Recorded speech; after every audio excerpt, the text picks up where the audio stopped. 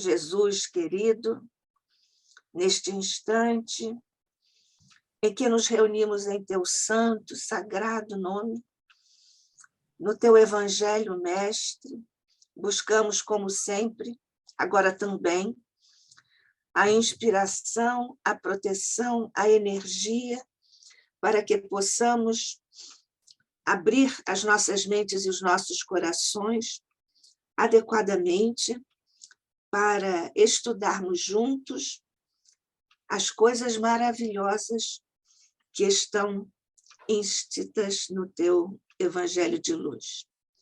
Aqui no ICEB, mestre, como sempre, nós erguemos nossos pequeninos corações para receber do teu, como te pedimos que faça jorrar por sobre o ICEB e por sobre toda a humanidade as tuas bênçãos de paz, de luz, de esperança, de fortalecimento e de resiliência.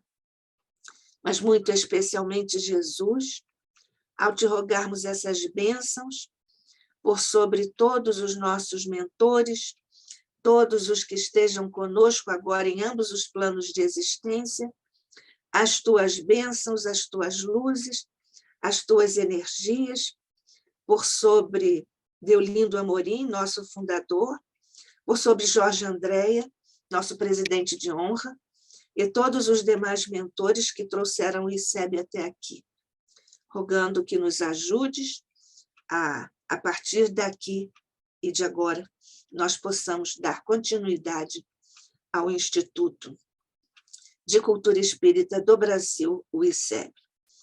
Muito especialmente, ao recebermos o nosso querido companheiro, irmão Brasil Fernandes Barros, nós te rogamos que estendas por sobre sua mente e seu coração as tuas bênçãos para que ele possa nos trazer os seus conhecimentos a respeito dessa área que no movimento espírita nós não costumamos abordar. Que a tua paz e a tua luz permaneça conosco hoje e sempre. Que assim seja.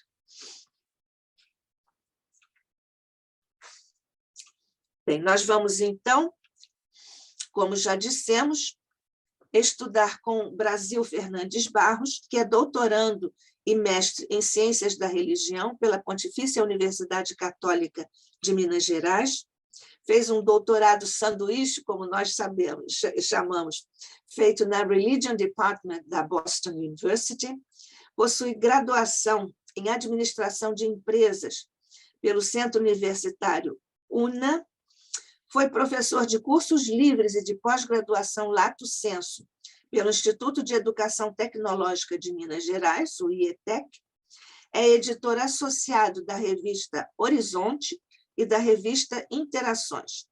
É membro do grupo de pesquisa de Religião, Pluralismo e Diálogo, o REPLUDI, depois você me corrija, Brasil, do Programa de Pós-Graduação em Ciências da Religião da PUC Minas e membro do Grupo Política, Ideologias e Religiões do CNPq.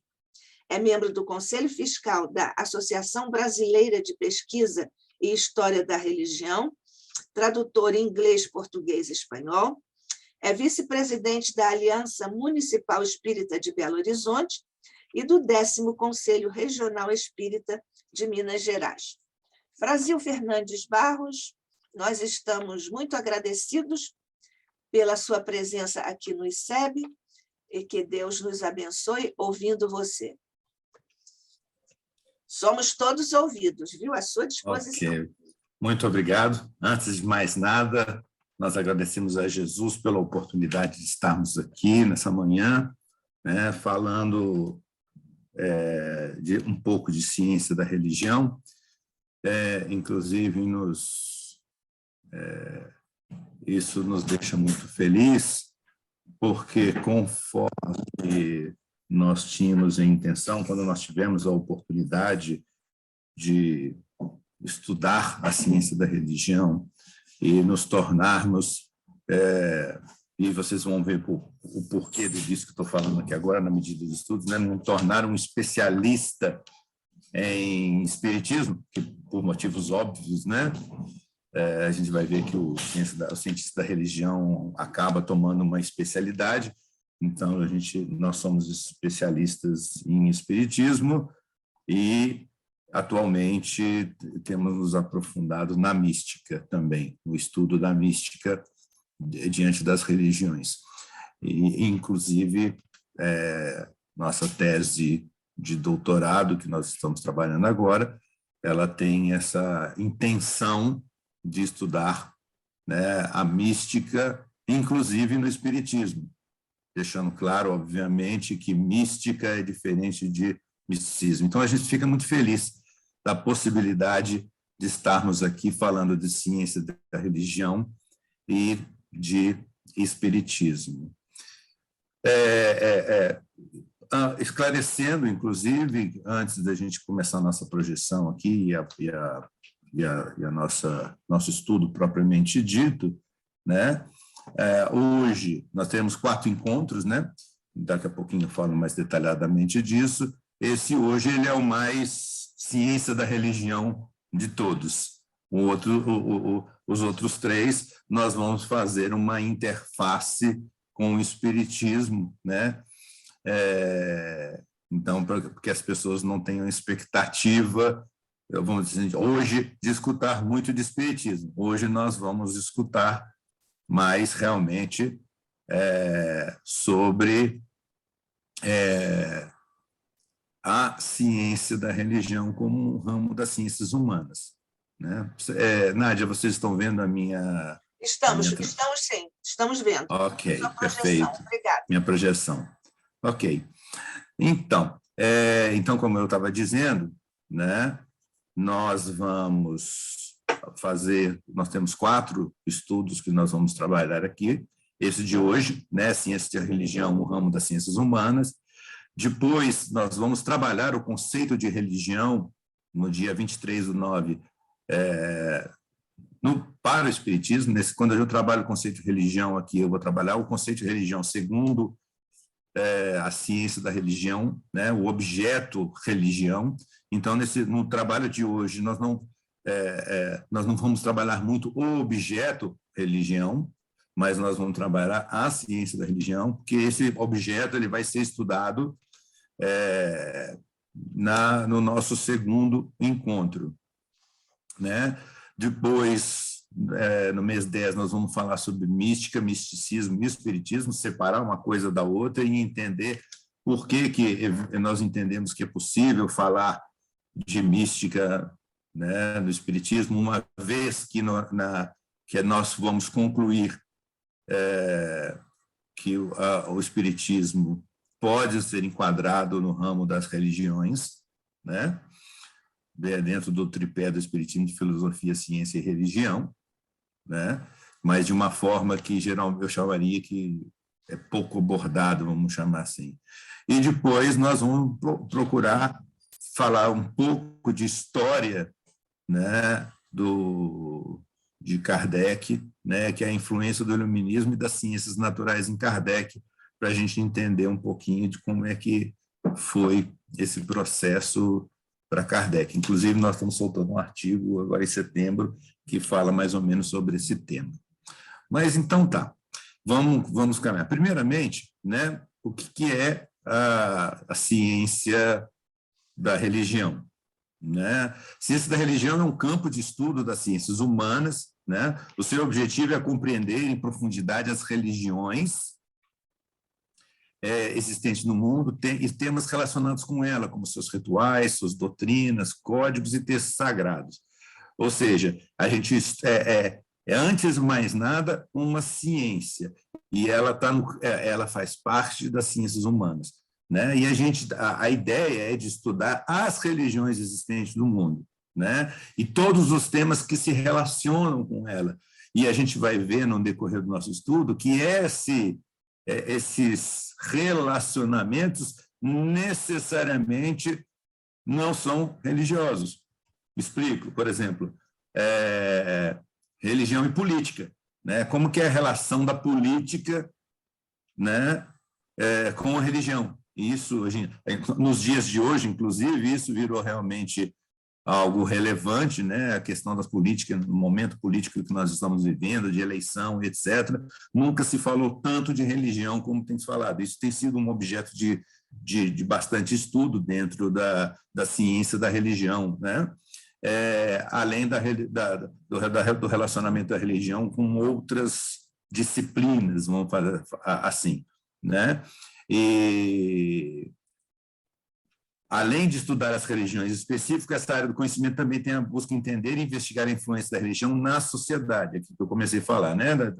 Na política, né? Como é que, por exemplo, nós estávamos conversando aqui com o Fabiano sobre a questão da pandemia, né? Como que a religião, né, se relacionou com a pandemia, como que foram essas influências, né? Nós temos visto, por exemplo, um fenômeno de afastamento dos chamados fiéis, né, que dentro da ciência da religião, de maneira geral, todo aquele que visita uma religião, nós chamamos de fiéis, como os fiéis se afastaram das religiões por conta das diversas atividades online que foram feitas na internet e agora estão resistindo a voltar. Então, isso é um fenômeno que está acontecendo não só no espiritismo, mas também em outras religiões,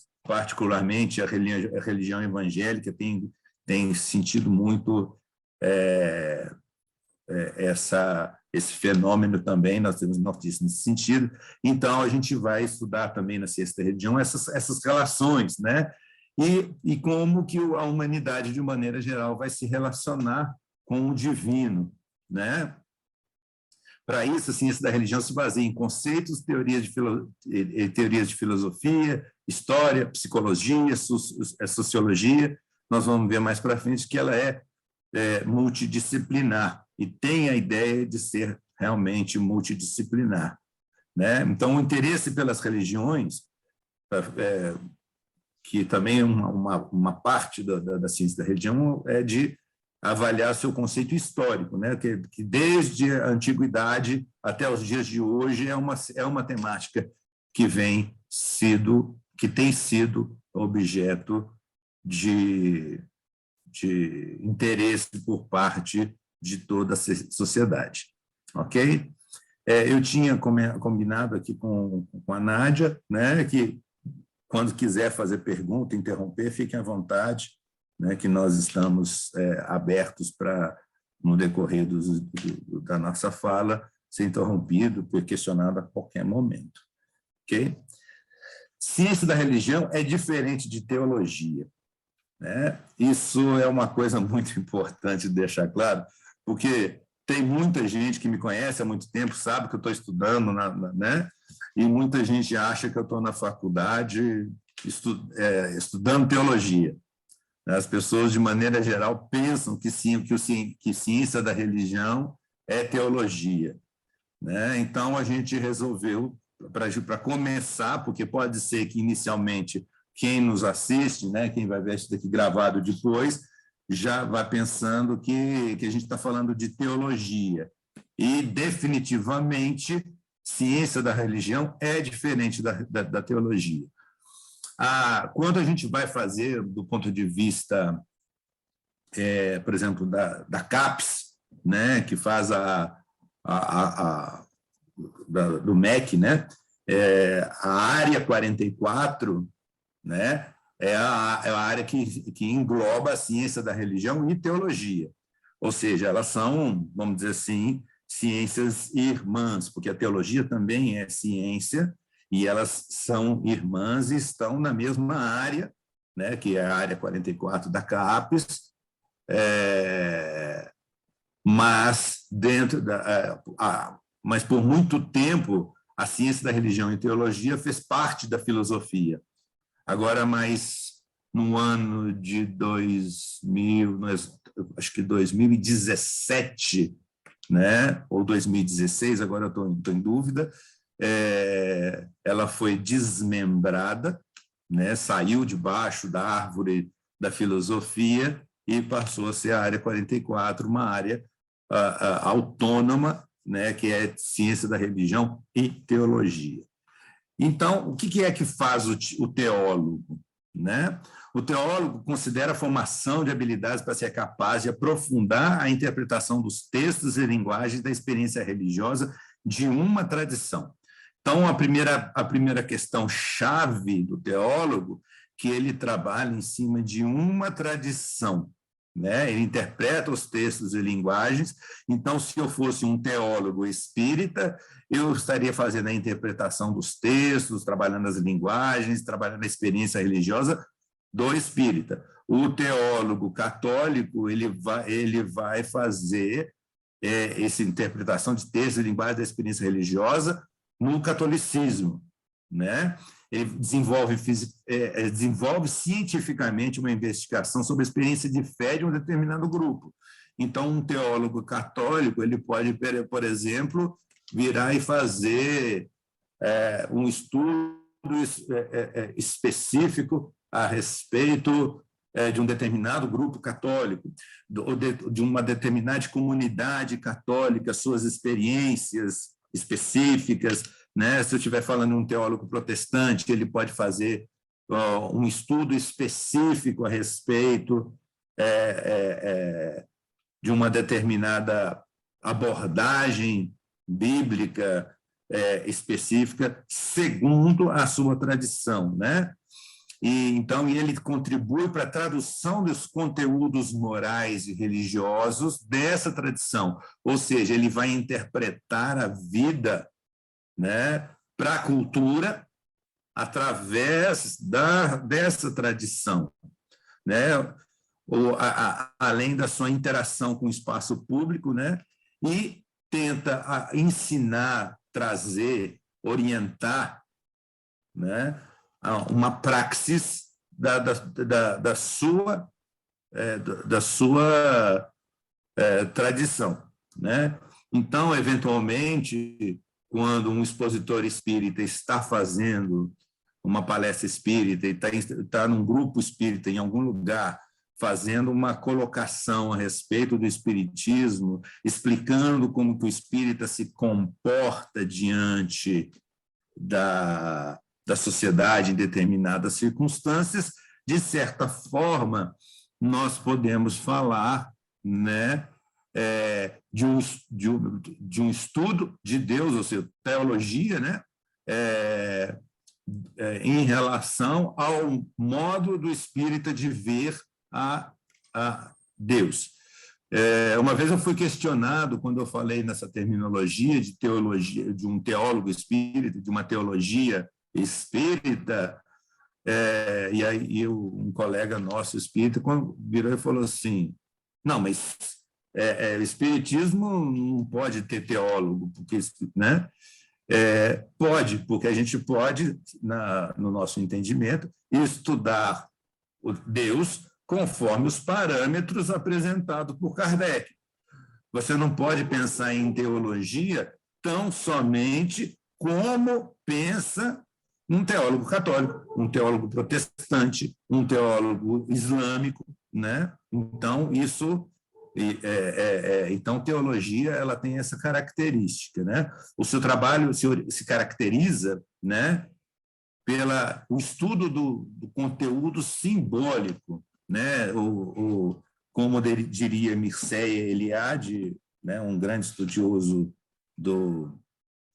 da ciência da religião, nas suas hierofanias, de como que o sagrado se aplica, né, no nosso mundo, né, e vai descrever todas essas narrativas míticas, né? O Brasil, pois não. Você disse que nós podemos conversar assim durante por favor. Quando você falou nessa, digamos, condição, a possibilidade de o teólogo desenvolver uma teologia da praxis, poderíamos dizer que o Leonardo Boff é um exemplo dessa condição? Com a teologia da libertação? Sim, com certeza, né? Ele desenvolveu, né, a teologia de um ponto de vista, né? Uma forma de vivenciar o mundo segundo o seu ponto de vista, focado numa determinada religiosidade. Então, a teologia da libertação, e ele, muito embora ele não... É interessante que, muito embora ele não tenha sido o criador da teologia da libertação, né? Ele não teve esse destaque quando surge a teologia da libertação. Agora foi um mês, em julho, nós tivemos um congresso onde o Leonardo Boff estava lá, né? Ele um congresso chamado que é da SOTER, da Sociedade Espírita, Sociedade Espírita e Hábitos, a Sociedade de Teologia e Ciências da Religião,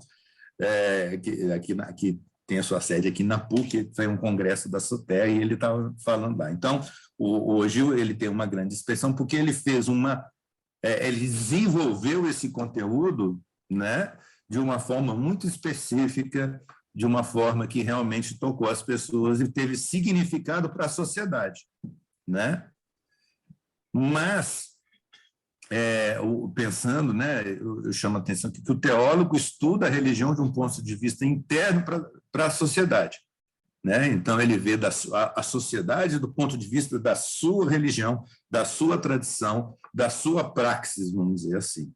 Desculpe voltar um pouquinho só à questão anterior, depois o Fabiano também quer fazer um comentário. Colocação. Sim. Você diria, embora esteja espaço a começar pela primeira questão de O Livro dos Espíritos, essa questão de Deus e tal, mas você diria que O Céu e o Inferno, ou A Justiça Divina segundo o Espiritismo, é uma obra que contém a teologia espírita de uma forma, digamos assim, mais condensada, mais estruturada? Você diria isso? Não, definitivamente não, né? Se nós entendemos aí no nosso segundo encontro, quando eu falar de religião e espiritismo, quando a gente falar sobre definição de religião, né? Porque a grande dificuldade dessa discussão interminável do espiritismo, espiritismo não é religião, né? E etc. Tal, é uma questão temporal, né? E a gente ainda tem, por uma questão colonial, né, de uma influência europeia extremamente forte no mundo ocidental, nós temos ainda um conceito de religião muito arraigado com a questão de que as grandes religiões, e eu vou falar um pouquinho sobre isso, catolicismo, né, protestantismo, né, o Islã, judaísmo, isso é religião. O espiritismo não tem as mesmas características e, por isso, não é religião. A questão é que o que era a ciência da religião no século XIX é diferente do que a religião hoje, né? E eu não quero mais adentrar nisso, porque senão eu vou adentrar na próxima... Na sua outra... Porque vai dar spoiler. Vai dar spoiler. Não, spoiler até já estou dando aqui, é bom que o pessoal fique curioso para a próxima. Inclusive, eu estou lançando um livro... É tudo assim, olha. Tudo é verdade. Inclusive, eu estou lançando um livro, né, que no próximo estudo vai estar disponível já, se vocês me deixarem falar um pouquinho dele também, que é Fé e Razão, a busca de Kardec, né, onde que nós estudamos isso, né? Então, nós precisamos entender, né, que quando Kardec pergunta, na pergunta número 1 do Livro dos Espíritos, né, ele não faz uma pergunta teológica, porque ele não parte do pressuposto teológico de que Deus é uma individualidade. Ele faz uma pergunta filosófica, isso mesmo. O que é Deus é uma pergunta filosófica. E o conceito de Kardec inicial de que ele, tanto é que ele fala, ele verbaliza isso, que filosoficamente falando, o espiritismo não é uma religião, né? Mas acho que o Fabiano ia fazer uma pergunta. pedir licença para fazer algumas questões, algumas perguntas. Allan Kardec, ele se deteve muito tempo e energia em fazer as definições, né? Porque a partir das definições, dessas premissas e pressupostos, todo edifício da filosofia espírita é construído.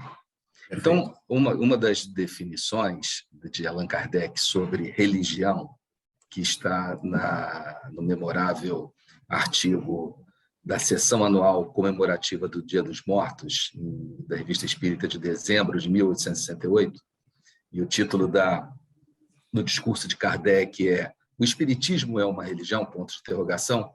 Ele observa a palavra religião, do ponto de vista do latim, diferente do que a maioria, o senso comum. Aliás, ele sempre faz essa diferenciação. Olha, cada palavra ela tem o seu senso comum, o uso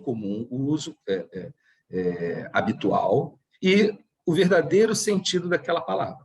Não é isso? Então, sobre religião, Allan Kardec coloca que vem do latim, sendo religiomini, né? Ele não escreve religiomini, mas ele atribui a religião a religar o quê? O homem a Deus? Não, religar todos, que realmente no latim o ons vem do homine, que quer dizer tudo e todos. Então, não seria religar o homem a Deus, e sim religar todas as pessoas. E por isso, nesse artigo, ele fala muito sobre a comunhão do pensamento, comunhão de sentimentos, comunhão de propósitos. Aí, se o Espiritismo é uma religião ou não, vamos guardar para os próximos estudos. Então, ele faz essa definição. Uma outra definição é sobre a teologia, né, em relação nas diversas obras. Ele nunca colocou o Espiritismo como a teologia ou como os espíritas como teólogo, pelo sentido espírita da palavra teologia, talvez não pelo sentido científico, da ciência da religião. Ele sempre que se refere ao teólogo, ele fala os teólogos pensam de tal forma, os teólogos acreditam em tal coisa, os teólogos como que se separando, até porque esses teólogos sempre vão se basear na chamada palavra de Deus inspirada. Se for um teólogo cristão, a Bíblia seria a palavra de Deus inspirada, portanto, não contém erros. Não conteria erros de tudo pretérito, né? Mas para a teologia cristã, sim, a Bíblia não contém erros, é a palavra de Deus inspirada e ponto. Isso bate de frente com tudo que a doutrina espírita expõe. Então, é essa questão. Para a ciência das religiões, a palavra religião está mais relacionada a essa visão filosófica, né? A religião no sentido filosófico, ou ela tem uma outra... E a segunda questão é a seguinte: a palavra ciência da religião, ela se refere ao quê? A religião que se desenvolve a partir da ciência, porque, por exemplo, o Espiritismo, do ponto de vista filosófico, o professor Moacir até chamou muita atenção para isso, muito importante. O Espiritismo não é uma filosofia como é a filosofia de Nietzsche, de Platão, de Aristóteles, não, é uma filosofia da ciência que trata da natureza, da origem, do destino dos espíritos, a relação dos espíritos do mundo corporal. Dessa ciência surgem as fundamentações, as leis divinas, as leis naturais. Então, o Espiritismo é uma filosofia da ciência. Aí a questão é, a ciência, o Espiritismo seria mais uma religião da ciência? É só para esses pressupostos para a gente caminhar. Perfeito. Na verdade, parte do que você está colocando, nós vamos abordar aqui. Mas é importante você pensar, e por isso que logo no começo eu falei que hoje nós estaríamos falando muito mais como cientista da religião do que como espírita. Eu sou espírita, né? A gente vai falar um pouquinho sobre a questão do agnosticismo metodológico, que a ciência da religião é uma das bases dessa religião. A gente tem que fazer um distanciamento disso. Para a ciência da religião, o Espiritismo, sim, ela é uma religião, não há dúvidas disso. Tanto é que, do modo de vida, do ponto de vista prático, o censo está batendo na sua porta aí e vai te perguntar qual a sua religião e você vai responder que você é espírita. né? Então, diga o que disser o espírita, né? A sociedade que a gente vive, o mundo que nós vivemos e a nossa forma de agir em relação ao espiritismo, do ponto de vista prático, né? É de uma religião, né? Falemos o que nós queiramos falar aqui, o espiritismo vai ser encarnado pela sociedade, vai ser encarado pela maioria dos espíritas do ponto de vista prático, né, pragmático, como uma religião. E a sua própria fala, e depois, quando a gente estudar no próximo estudo sobre essa questão, né, a gente vai ver que o que é religião, a definição de religião. Por exemplo, quando você fala em religare, né, religare é de lactâncio, né? Mas religião não vem só de lactância, ela vem de Cícero também, que era o relegere, né? Que tem um outro sentido extremamente romano, extremamente diferente, e a sua visão, quando você faz essa colocação, sua pergunta, né? E não é um problema isso, na verdade. Eu vou usar uma palavra aqui que pode soar pesada, mas não tem o sentido pejorativo. Ela vem contaminada, né, por uma sociedade colonialista, né, eurocentrada, que vê o cristianismo como a religião. Porque o Lactâncio, quando ele fala do religare, ele diz que o cristianismo é a verdadeira religião, né?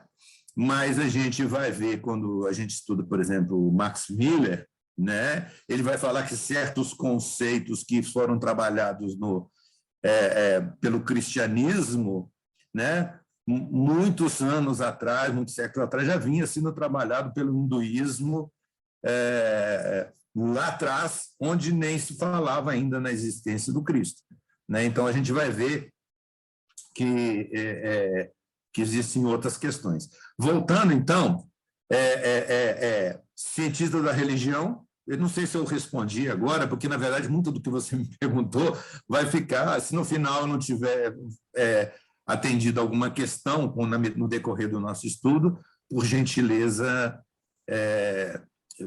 a gente volta ao assunto. Mas cientista da religião não é teólogo. A gente não estuda a religião de um ponto de vista interno para fora, né? Ou muitas vezes só interno, né? Porque tem muitos teólogos que ficam só realmente dentro da sua comunidade, né? O que faz o cientista da religião, né? Então, o que é ser cientista da religião? O cientista da religião pesquisa o fato religioso, a experiência religiosa, os fenômenos, as experiências, os conteúdos, as expressões. Então, as tradições de linguagem, então eu vou pegar um fato religioso e vou trabalhar esse fato religioso, né? Por exemplo, na minha tese, eu estou fazendo uma discussão a respeito de um trecho que aparece no livro Francisco de Assis, de Miramês, psicografado por João Nunes Maia, né? Quando Francisco encontra com o Papa, e o Papa tem aquele sonho, e ele acorda do seu sonho, dizendo para o cardeal Paulo, acho que é o cardeal Paulo ou Pedro, agora acho que é Paulo, ele acorda dizendo assim: eu falei com Jesus. Aquilo é uma interpretação do Papa teológica, né? Sendo que, na verdade, quem tinha falado com ele teria sido um Papa de outras reencarnações, segundo a psicografia. Na nossa análise lá de comparação, a gente faz uma comparação de contexto interpretativo, né? O Papa tem... É natural que ele, como representante de Deus, ele poderia ter uma experiência mística de falar com Jesus, né? Para o espírita, nada mais, nada menos que ele falou com um espírito e que ele interpretou que fosse Jesus. Então, eu estou pegando, por exemplo, nesse momento, eu estou pegando um fato, né? Estou interpretando, trabalhando esse fato e fazendo interpretações de ordem científica em cima desse fenômeno, comparando, né,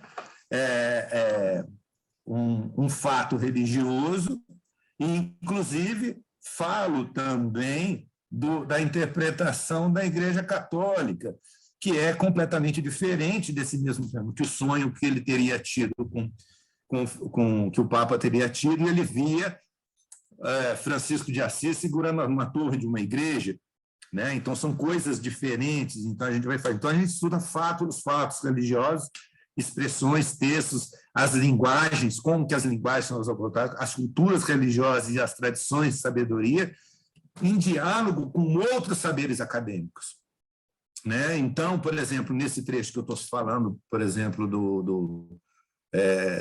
dessa passagem, a gente vai falar como que a percepção do estado não usual de consciência, a gente não usa a terminologia estado alterado de consciência, porque estado alterado de consciência remete à patologia, mas o estado não usual de consciência, então, a partir de um cientista chamado William James, né, que foi psicólogo e filósofo, né, a gente vai fazer a análise dos estados, através da psicologia pragmática, dos estados não usuais de consciência. Nós vamos estudar como é que esse processo de interpretação ele vai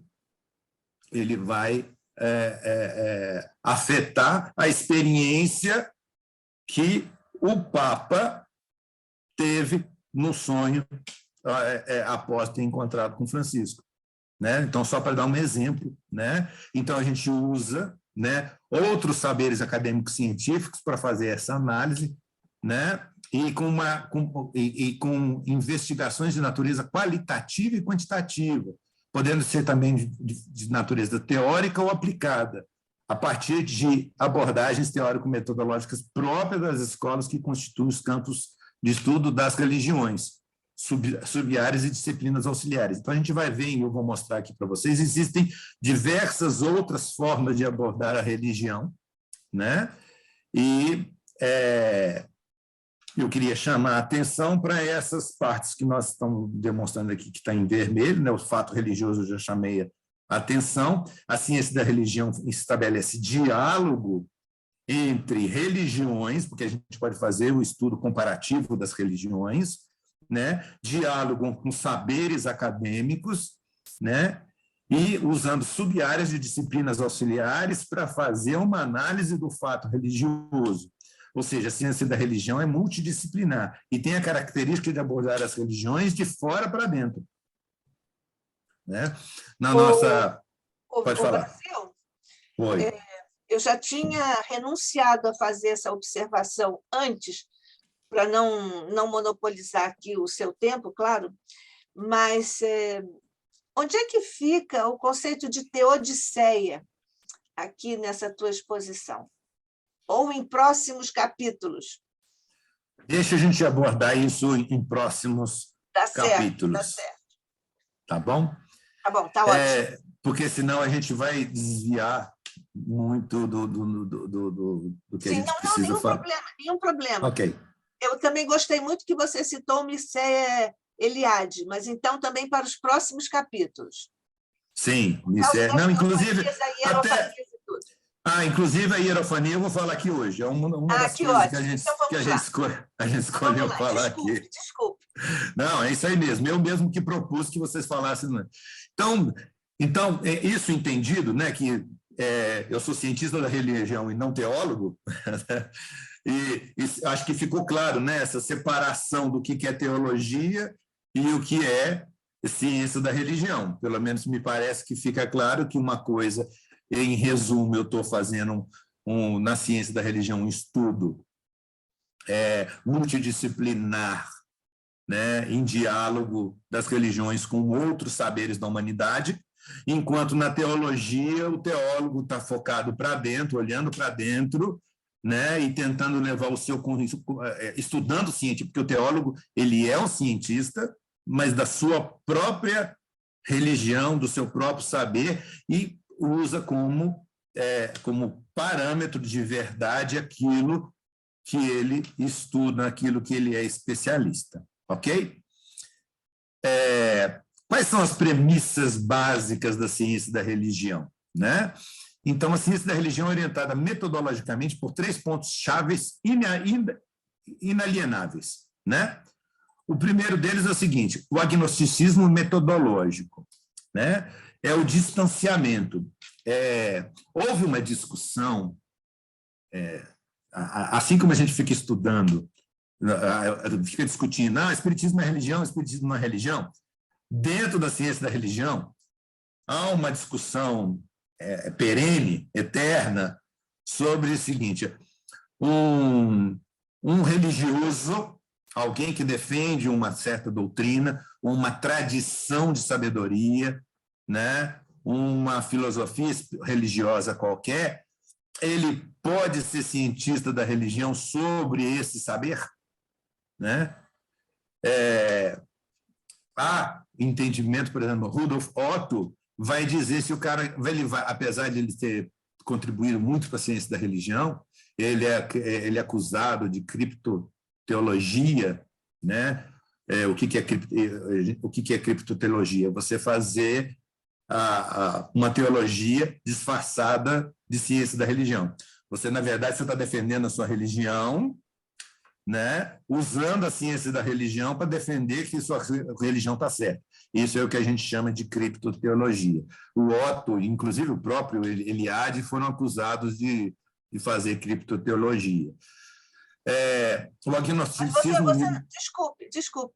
Desse ponto de vista, isso também não pelo menos tangencia a definição de teólogo que você acabou de nos dar, como sendo Sim, na verdade, o que ele está falando, muitas das vezes o camarada está usando ferramentas da ciência da religião, não há problema dele fazer o uso de ferramentas da ciência da religião para estudar a sua religião, mas desde que ele se diga teólogo. O problema da criptoteologia é quando ele diz que está fazendo ciência da religião, né? Mas diz e afirma que Deus existe, por exemplo. Porque a ciência da religião pode partir do pressuposto e estudar, inclusive, a gente vai falar aqui agora, né, da possibilidade de Deus não existir, inclusive. Entendeu? Então, a partir do momento que eu afirmo, num estudo científico que eu faço, que Deus existe e não faço o devido afastamento, né, eu não estou usando do diagnosticismo metodológico. Eu tenho que me afastar por método, né, do meu estudo. Então, por exemplo, no meu doutorado de ciência da religião, que eu estou falando do espiritismo, eu estou criando uma terminologia nova, isso eu já posso falar, porque a gente já foi está sendo publicado em anais, né? Uma terminologia que a gente chama de realidade periestésica. Por que eu estou falando da realidade periestésica? Estou falando de realidade originária e realidade periestésica. Eu vou traduzir para você de um jeito que quando você falar realidade periestésica, o que é? Erraticidade. Então, quando a gente fala em termos de espiritismo, de erraticidade, a gente está falando de tudo que vai que está do lado de lá, o plano espiritual. Né? Por que eu falo em realidade periestésica? Porque eu não quis usar erraticidade, já que eu estou falando no objeto do espiritismo, eu não quis usar metafísica porque é da filosofia, né? Eu não posso falar de céu, eu não posso falar de nenhuma outra terminologia. Eu quis criar, muito embora haja crítica sobre usar a terminologia do neutro, porque não seria possível ser neutro. É muito difícil ser neutro, mas a realidade igual do perispírito ao redor de estésico, de aestésia, né? Ou seja, dos sentidos. Então, ao redor aquilo que está além dos sentidos, ao redor dos sentidos físicos, né? Então, por isso que a gente usa a terminologia realidade periestésica e a realidade ordinária, né? Então, por que a gente usa isso? Para poder se afastar. Eu poderia simplesmente falar assim, vamos usar aqui a terminologia erraticidade, que é do Espiritismo, para explicar o que a gente está falando. O problema é que, quando eu faço isso, eu trago uma série de pressupostos que são próprios do Espiritismo, né? Então, eu tenho que me afastar e tenho que fazer análise, né, do mundo espiritual no Espiritismo como uma hipótese, né? E não afirmar que o plano espiritual existe. Porque, a partir do momento que eu falar assim, não, porque, por exemplo, na sua dissertação de mestrado, que a gente fez análise do conceito de religião para o espiritismo, e, né, se eu parto eu fiz o estudo somente do que Kardec dizia, e geralmente eu falo, eu evito dizer dos meus estudos a respeito de psicografia, a não ser quando ela é muito bem situada. Eu usei o exemplo aqui do Francisco de Assis, né, mas eu falo, a psicografia, que é uma característica típica do espiritismo, uma psicografia típica, né? O espírito interpreta dessa forma, então vamos analisar isso de fora para dentro. Mas eu não digo que perispírito existe enquanto cientista da religião. Eu posso dizer que o espírito acredita na existência de um negócio chamado perispírito, e o espírito define dessa forma. Mas eu não posso partir do pressuposto, enquanto cientista da religião, que perispírito é uma realidade, que espírito é uma realidade, que Deus é a causa primeira de todas as coisas, enquanto cientista da religião. Então, o agnosticismo metodológico tem que fazer com que eu esteja distante, me mantenha distante disso, para poder fazer uma análise dessa forma, porque, se eu for para o budismo, né, não existe a figura de Deus. Se eu for para a Igreja Católica, eu tenho a figura da Trindade.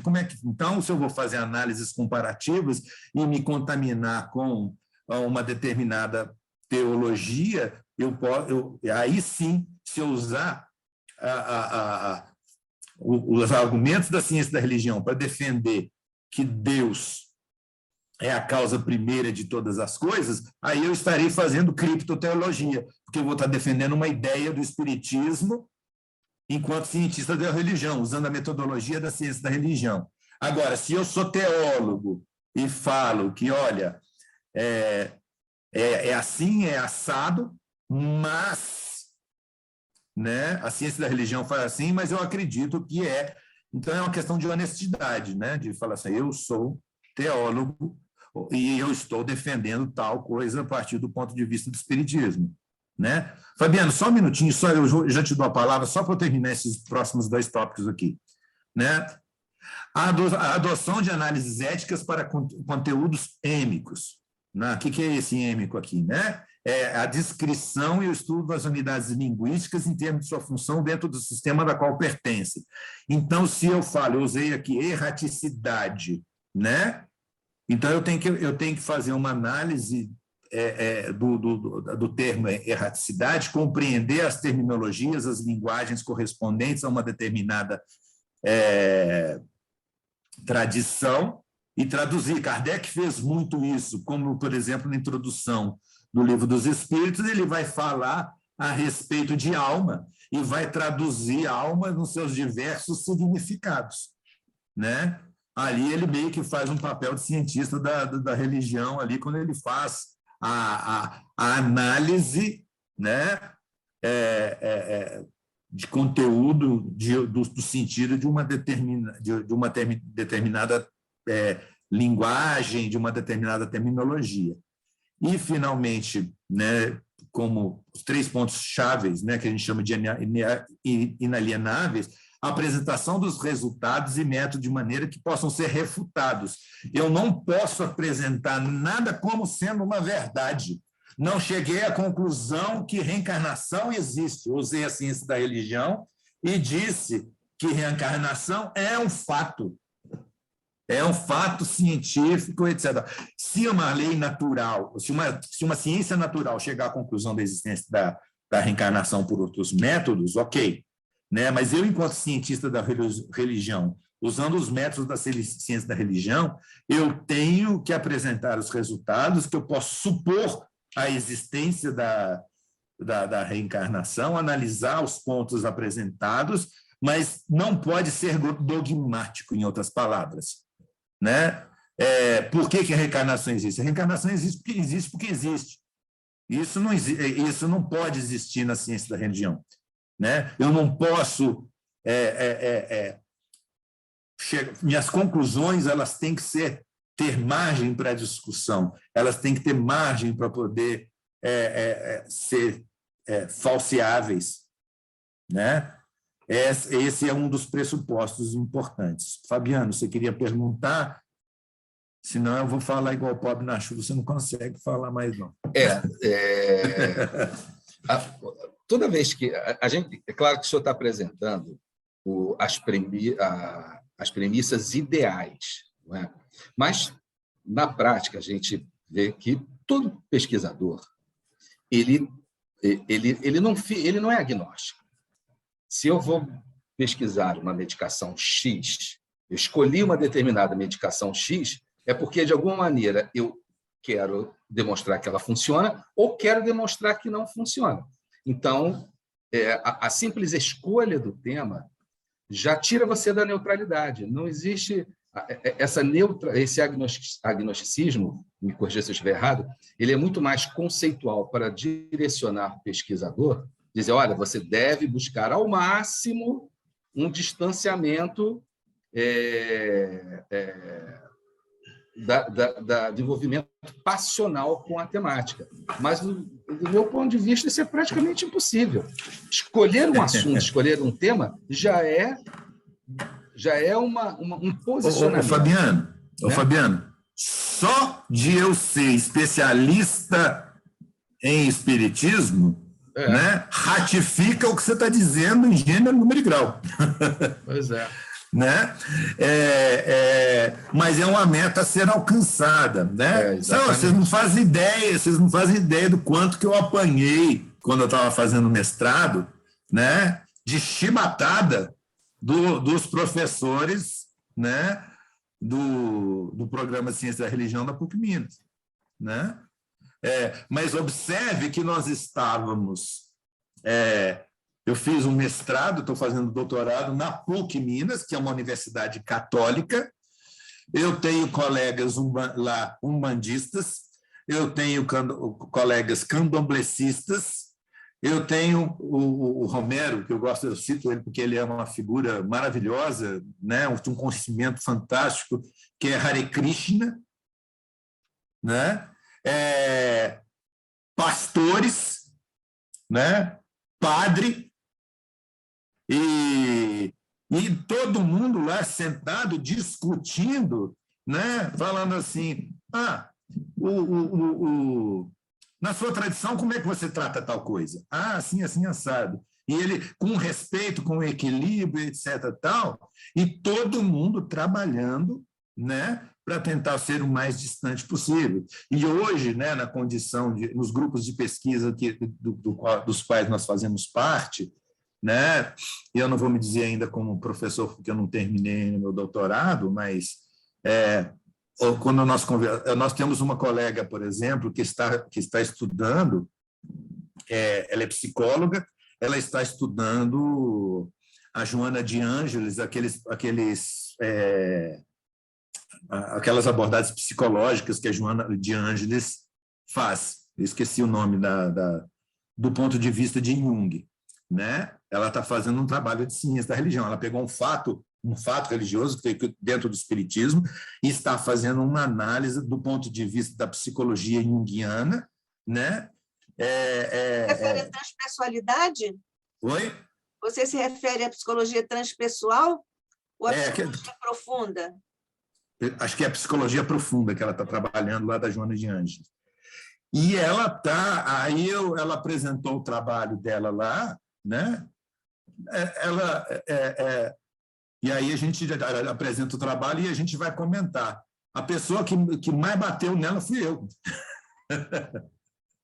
A pessoa que mais bateu falou assim, olha, enquanto espírita, eu estou empolgadíssimo com o seu trabalho, mas enquanto ciência da religião, minha filha, você tem que definir Kardec melhor aí, que está faltando definições a respeito de Kardec, porque que espiritismo é esse que você está falando, né? Você tem que definir isso claramente, já que você está usando o espiritismo, cadê as definições de Kardec de forma clara? Né? Da psicologia junguiana não tenha dúvidas, mas você tem que manter distância, né? O agnosticismo metodológico tem que estar presente, inclusive da psicologia, porque ela estava se empolgando com a psicologia, esquecendo de Kardec. Como é que você fala disso? Você não vai abordar? Existe psicologia espírita? Eu perguntei para ela. Ou existe psicologia no espiritismo? Né? Então, saiu meio atordoada, mas depois entendeu do que a gente estava falando. Então, esse agnosticismo metodológico, inclusive, faz com que nós mantenhamos distâncias, inclusive de outras temáticas, porque a gente vê os filósofos entrando para estudar a religião. O pessoal, tem um trabalho de um colega nosso que fez análise da Clarice Lispector, os aspectos religiosos da escrita de Clarice Lispector, né? Trabalho maravilhoso, mas ele era da literatura, ele tinha que manter distância metodológica dos conceitos dele, da admiração que ele tinha por Clarice Lispector, e se afastar do ponto de vista da literatura para poder ver o assunto como científico. Ou seja, esse agnosticismo metodológico não tem a ver tão somente, inclusive, com a questão religiosa. Ok? O Brasil, só uma questão aqui de curiosidade mesmo. Aí, no seu curso, os seus professores são todos padres ou são de outra formação? E se são padres, eles conseguem esse afastamento, esse agnosticismo metodológico? Não tem padre nenhum. Tá. Nenhum deles é padre. Teve alguns que chegaram a estudar para ser padre, né? Mas tem filósofo, tem, inclusive, por exemplo, o professor Flávio Senra, né? O objeto de estudo dele são sem religião, ele é ateu. Né? O Flávio tem outro sobrenome, Zibelin, por exemplo? Não, Flávio Senra. Né? Bom, deixa eu continuar aqui, porque eu estou olhando o horário aqui. Olha, eu e Fabiano vamos prometer, viu, Fabiano? Agora eu preciso... Somos poucos, mas atrapalhamos muito, né? Mas a culpa é minha, porque eu deixei, né? Agora é o seguinte, eu vou pedir para parar um pouquinho as perguntas e vou avançar um pouquinho, porque tem coisas importantes para serem faladas aqui e eu tenho 30 minutos. Então, eu queria pedir para dar uma segurada um pouquinho aí agora, ok? Além disso, a ciência da religião está dividida em 2 ramos principais. Isso aqui também é importante, né? O estudo empírico da religião e o estudo sistemático da religião. Né? Um estudo empírico da religião é o que eu faço quando eu estou estudando espiritismo. Né? Eu estou estudando especificamente, né, o espiritismo e debulhando o espiritismo do ponto de vista da ciência da religião. O estudo sistemático da religião é quando eu estou fazendo uma análise do mundo religioso de uma forma geral, né? De forma sistêmica, né? As relações entre as religiões e todos esses outros pontos de vista, né? Então, juntando esses 5 tópicos aqui, a gente dá uma resumida no que a gente faz na ciência da religião, né? É esperado que o cientista da religião, portanto, né, seja especialista em uma religião, quando ele está fazendo ou grupo específico, ou seja, quando ele está fazendo estudo empírico, ao mesmo tempo que tem um conhecimento generalista de várias religiões, que é o estudo sistemático, ok? O próprio criador, a área de conhecimento da ciência da religião. A gente divide a ciência da religião em áreas de conhecimento, né? O próprio criador da ciência da religião, o pai da ciência da religião, né, que é Frederico Max Miller, eu vou mostrar para vocês aqui, ó, Está vendo esse livro aqui, ó, Introdução à Ciência da Religião, do Max Miller. Ele foi contemporâneo de Kardec. Ele fez agora 150 anos que ele publicou esse livro. Foi ele que criou a terminologia Ciência da Religião. Esse livro aqui, inclusive, quando você leu a minha biografia, aí você fala que eu sou tradutor, né? Esse livro aqui foi traduzido por mim, né? Introdução à Ciência da Religião, porque depois de 150 anos ninguém tinha tido a coragem de traduzir. Então, graças a Deus, a gente teve a oportunidade de traduzir esse livro. Inclusive, ele é bilíngue, viu, gente? Ele tem o original em inglês e a tradução em português. Então, o próprio Max Miller considerava que quem conhece apenas uma religião não conhece nenhuma. Existem dois entendimentos distintos sobre o que é a ciência da religião. O primeiro considera que se trata de uma disciplina autônoma, ciência da religião com a palavra ciência no singular, que se distingue dos estudos não empíricos da religião, né? Teologia e filosofia, e das outras ciências humanas que também estudam religiões. Por exemplo, antropologia da religião, sociologia da religião, psicologia da religião, historiografia da religião, embora estabeleça relações de trocas com essas outras áreas, né? E a segunda perspectiva, a dominante aqui na América Latina, declara não existir uma disciplina em si, mas um campo disciplinar mais amplo de ciências das religiões, com a palavra ciências no plural, que no inglês é chamado de religious studies. Tal disputa de estilo de pensamento permeia a história mundial da área. Inclusive, a gente vai ver que os mesmos programas de ciência de religião que a gente tem no Brasil, tem uns programas, se vocês pesquisarem, programa de ciência da religião, programa de ciências da religião, programa de ciência das religiões, né? Então, existe toda uma discussão. Há quase que hoje em dia um conceito, que a disciplina é ciência da religião, né? Mas ainda há dúvidas, discussões homéricas a respeito dessa questão, porque, particularmente da América Latina, porque ela é relativamente nova, né? São 150 anos de ciência da religião, mas que ela foi, no Brasil, a gente vai falar um pouquinho da história aqui, ela chegou há pouco tempo no Brasil, né? Então, por isso que porque no alemão religião, eu não sei falar o nome daquele negocinho em alemão, não. Religionswissenschaft, eu não consigo falar aquela palavra em alemão de jeito nenhum. Eu falo inglês, alemão eu não sei falar ainda não. Apesar que precisa ir, porque os... É Wissenschaft que você está dizendo? Religião é Wissenschaft? Wissenschaft, Religion Wissenschaft. É isso? Isso, eu acho que... Tá bom. Isso, Pelo visto, você sabe mais alemão do que eu. Então, vamos lá. As áreas do conhecimento da ciência da religião, essa parte aqui eu vou ser um pouco mais breve nela, a gente vai passar um pouco mais rápido, né? São diversas as áreas, né? A ciência da religião aplicada, ela vai estudar, e aqui é um negócio muito importante, eu vou estudar as religiões, né?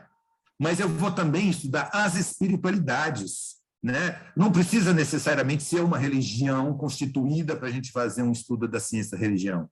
A gente vai estudar as tradições de sabedoria, a gente vai estudar o ateísmo, a gente vai estudar o agnosticismo, né? E os sem religião, não crentes, não religiosos, não afiliados, né? Os sem religião no espaço público, né? Política, ética, saúde, todas as outras coisas que dizem religião aplicada a uma determinada área. Então, quando se fala de ciência da religião, dá a impressão que a gente estuda só religião, mas não é só religião. A gente também a gente visita todas essas outras coisas que têm relação com a religião. E que o ateu, ele é ateu porque existe a religião, existe a possibilidade de Deus, mas ele não é o sem religião não é, inclusive, há uma confusão, muitas das vezes o sem religião não é ateu necessariamente, ele não segue nenhuma instituição, né? Nenhuma, ele não é católico, não é protestante, mas ele tem uma espiritualidade, muitas das vezes, e acredita na existência de um Deus que é que é dele, né? As ciências da linguagem religiosa, né? Ele vai estudar a linguagem, como o próprio nome diz, os métodos e fontes para o estudo das religiões, espiritualidades, tradições de sabedoria, né? Então, as suas línguas naturais. Quando a gente está estudando alguma coisa sobre latim, por exemplo, relacionada às religiões, ou se a gente está estudando a origem de, por exemplo, Elohim, do hebraico, né? Entendendo se Elohim significa plural de Eloá, que seriam anjos, né? Então, no princípio, os anjos criaram, né? Será que essa discussão? Eu estou estudando estou fazendo um estudo da língua, né? E fazendo uma análise da língua hebraica no seu original. O vocabulário é gramático, então, quando eu vou falar assim, estou falando do espiritismo, né? O espiritismo usa a palavra perispírito, erraticidade, reencarnação, alma. O que é alma para o espiritismo? O que é reencarnação para o espiritismo? Né? E assim sucessivamente, a gente está estudando as linguagens religiosas. Relações entre linguagem religiosa, a linguagem artístico-literária e linguagem geral. Aquele colega que eu falei que estudou Clarice Lispector, por exemplo, ele estava estudando a linguagem artístico-literária da Clarice Lispector, né? Quando a gente usa... Nós temos um colega que fez o estudo do... como é que chama aqueles livrinhos que o pessoal usa no Nordeste para contar historinhas? Esqueci o nome. Cordel. Ele fez estudo da literatura de cordel, particularmente, a gente inclusive diz que a gente brinca muito com ele, que ele fala sobre que tudo que tem a ver com o diabo é com ele, porque ele estudou o diabo na literatura de cordel.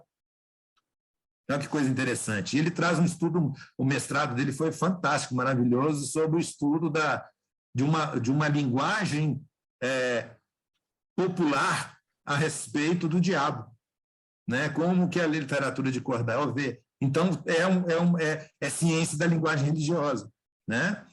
As ciências empíricas da religião vai estudar os fenômenos religiosos, as espiritualidades, as tradições de sabedoria, né? Tudo aquilo que eu falei antes para vocês, né?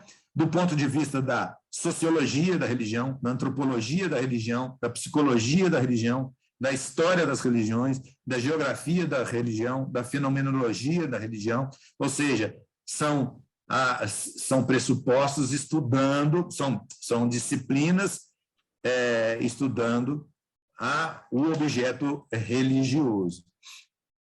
E uma das que mais, vamos chamar assim, toma o nosso tempo é a epistemologia da ciência das religiões, que é a reflexão teórico-metodológica ou metateórica das religiões. Epistemologia toma tempo entre aspas, falar tomar tempo, né? De todas as ciências, né? A gente estuda a repimboca da parafuseta de cada terminologia, de cada conteúdo, né? As abordagens filosóficas sobre o conceito e definição de religião, ou sua negação, ou seja, qual que é a definição de religião? Qual que é a definição epistemológica de mística, né? Então, a epistemologia toma muito, né, do nosso trabalho. A psicologia da religião é a fenomenologia da religião em sentido sistemático. Como que isso como essa epistemologia se aplica nas religiões de maneira geral, ok? E, propriamente, história das teologias e religiões. Aqui a gente vai estudar um pouquinho das teologias, né, como cientista da religião, e entender, né, como que ela se desenvolve, né? Como que nasce a ciência da religião? Deixa eu ver nosso horário. 10h18. Vamos lá. Isso.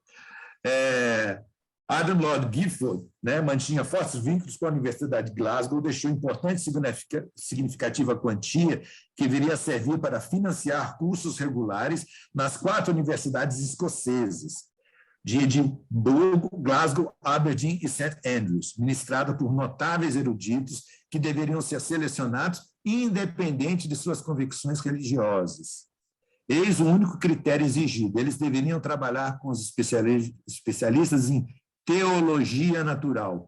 Então, o que eles chamavam, a ciência da religião iniciou-se com a terminologia de teologia natural. desse livro aqui, do Max Miller, antes das conferências do Max Miller, né, que criou em 1870 e pouquinho, já eu falo para vocês, o que seria do campo da religião era chamado de teologia natural. O agnosticismo religioso estava longe de estar implementado. A gente vê, por exemplo, Cornelis Petrus Tilly, ele era um estudioso que veio depois do Max Miller, por exemplo. Ele é claramente cristão, né? Nas suas falas todas. Ele acredita que o cristianismo é a verdadeira religião, embora tenha feito grandes contribuições. Esse livro a gente está fazendo o Elementos da Ciência da Religião, a gente está fazendo a tradução, vamos lançar ele agora em novembro, o primeiro volume, e o ano que vem o segundo volume, né? Então, o objetivo é tratar o conhecimento de Deus do ponto de vista estrito das ciências naturais, de forma rigorosa, mas também acessível ao público não especialista. No Brasil, no entanto, de forma sistematizada, a ponto de vista metodológico e epistemológico, né, ela se situa por volta de 1934, com a fundação da Universidade de São Paulo, né? Então, os antropólogos Levi Strauss e Roger Bastide, né, que vão falar alguma coisa sobre ciência da religião. Mas, de fato, vão surgir os primeiros cursos de pós-graduação em ciência da religião na década de 70, na PUC São Paulo e na Unesp, né? E os cursos eram, epistemologicamente falando, incipientes, com uma forte influência teológica. Na verdade, nessa época, se fazia era criptoteologia, né? Os cursos começam com criptoteologia, mas já tentando exercitar a ciência da religião, né, como método, né? Max Miller, né, em 1877, ele vai lançar a Introdução à Ciência da Religião, né, e ele foi um marco decisivo na instauração de uma nova disciplina acadêmica. É ele que vai criar a terminologia ciência da religião, né? Depois, Cornelis, inclusive está escrito errado aqui, tá? É Cornelis Petrus Tilly, na área de História das Religiões, ele vai soltar o Outlines of the History of Religion to Spread of Universal Religions. Tanto Max Miller como Tilly, que é esse que eu estou traduzindo aqui, mas não esse livro, outro livro, eles vão defender a ciência da religião, vão plantar a ciência da religião de uma forma importante. Então, Max Miller ele vai traçar as linhas mestras de estruturação metodológica interna da ciência da religião, enquanto disciplina acadêmica, né? Estabelecendo a um só tempo a distinção e a correlação entre uma face ocupada com a investigação da religião e suas formas históricas, uma histórica de expressão, e uma vertente sistemática voltada à explicação das condições de possibilidade da religião na pluralidade de suas manifestações. A complementariedade entre esses dois polos de estudo científico das religiões distintas, mas intimamente relacionados entre si, encontrando, enfim, sua definitiva sistematização. Eu fiz a leitura disso daqui, isso aqui está ficando gravado, a pessoa que depois quiser pode voltar, né? Porque fica gravado, não é, Nádia? Vai para o YouTube, Então aproveitando, vai ficar... você pode entrar pelo portal ICEB e chega lá, o YouTube do ICEB. Ok. Porque aí, para eu não perder muito tempo nisso, que eu quero falar de algumas coisas que o tempo não vai, senão o tempo não vai permitir. Então, a pessoa tem a oportunidade de ler isso com calma e entender mais fácil. O que eu queria gastar um pouquinho de tempo é nessa percepção de Max Miller. Ele primeiro fala que quem conhece uma religião não conhece nenhuma, né? E ele fala uma coisa, isso que eu gosto muito disso daqui, porque ele fala uma coisa que é fundamental para a gente começar a significar religião. Ele diz que quando falamos da religião judaica, cristã, hindu, e a gente poderia falar espírita ou poderia falar de qualquer outra religião, entendemos um corpo de doutrinas transmitidas pela tradição ou em livros canônicos, ou livros que dizem respeito a essas religiões, o que ele chama de religiões livre. o conteúdo de tudo que constitui a fé dos judeus, cristãos ou hindus. Usando a religião nesse sentido, podemos dizer que um homem mudou de religião, ou seja, que adotou o cristianismo em vez do corpo bramânico de doutrinas religiosas, assim como um homem pode aprender a falar inglês em vez de hindustânico. Ou seja, é a religião baseada, né, numa tradição escrita, num conjunto de doutrinas. Isso é uma das formas de você entender o que significa religião. A outra, né, então, falando aqui as palavras-chave desse texto aqui, a outra é o seguinte: mas a religião também é usada em um sentido diferente. Assim como existe uma faculdade de fala, independente de todas as formas históricas de linguagem, ou seja, o ser humano tem a capacidade de falar. E ele desenvolveu essa capacidade no sentido de falar português, no sentido de falar inglês, no sentido de falar francês, né? Há também uma faculdade de fé no ser humano, né? Que vai ser definido e defendido por Otto, por Eliade, por alguns outros cientistas da religião, né? Como homo religiosos, né? Independente de todas as religiões históricas, há uma faculdade de fé. Se dizemos que a religião é o que distingue o ser humano do animal, não estamos falando da religião cristã ou judaica, não estamos falando de nenhuma religião em particular, mas estamos nos referindo a uma faculdade ou disposição mental que, independente e apesar do senso da razão, permite que o ser humano apreender o infinito sob nomes diferentes, sob diversos disfarces. Então, nós somos um ser que tem a capacidade de olhar para cima, de ver a existência do que vem além, né? Então, é nesse sentido, por exemplo, que os sem religião vão trabalhar, né? Que eles são capazes, essa faculdade de fé, né? O homo religiosos está presente. Brasil, isso quem está vendo pode eventualmente depois falar vir falar isso, e de fato tem razão, isso é uma definição antiga, né? Isso tem outros desdobramentos e outros desdobramentos filosóficos, e isso é um conceito que precisa ser avalizado e analisado com maior profundidade. Mas a ciência da religião começou aqui, com esse pensamento, né? de que o ser humano tem, o homo religiosos, né, que tem a capacidade de perceber o infinito, né? Então, essa faculdade de fé, né, se refere a uma faculdade ou disposição mental que, independente, apesar do senso de razão, permite ao ser humano aprender o infinito. Ele chamou de infinito. Na minha tese, eu estou chamando de realidade periestésica, né? Que é uma terminologia que a gente está propondo. Sem essa faculdade, nenhuma religião, nem mesmo a menor adoração a ídolos e símbolos mágicos seria possível.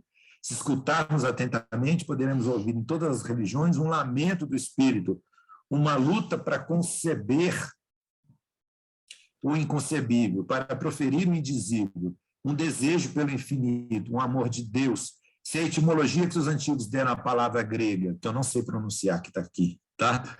Que significa homem, é verdadeiro ou não, eles a derivaram dessa outra palavra grega, né? Que significa aquele que olha para cima. Essa significa homem, essa significa aquele que olha para cima. Certo de que o que faz a humanidade ser o que e que somente o ser humano pode virar o rosto para o céu, né?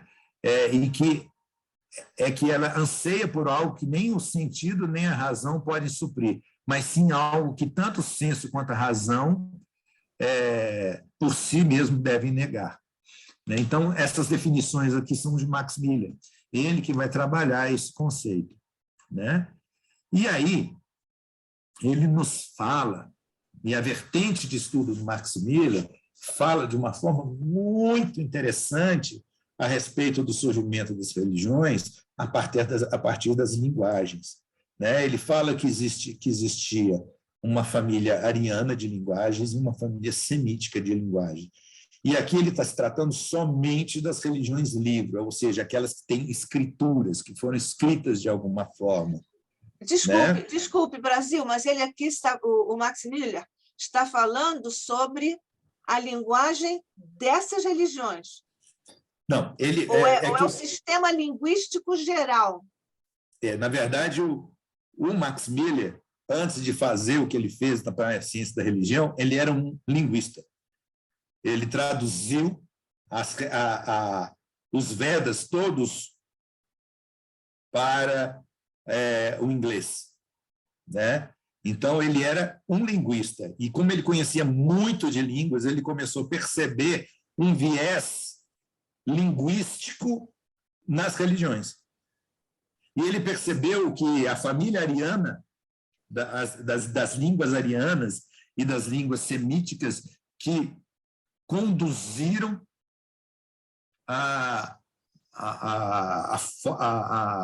o desenvolvimento das religiões, né? Então, agora é muito interessante que a família ariana das religiões acabou migrando para o povo ariano. Vocês vão ver no final do meu gráfico aqui que há um cruzamento, e a semítica foi para o povo turaniano no Oriente, né? Houve um cruzamento das coisas, porque o hinduísmo, por exemplo, em determinado momento, ele nasce num lugar e começa a ir para o outro. As línguas semíticas que são do Oriente, o Antigo Testamento, por exemplo, ele sai do Oriente e vem para se tornar europeu. Então, ele faz há uma progressão das línguas semíticas, né, onde nos livros, nas religiões livres, no Antigo Testamento, a gente vê todo o que ele chama de mosaísmo, né, que tudo aquilo que foi feito por Moisés, que desenvolve para o Novo Testamento e o cristianismo.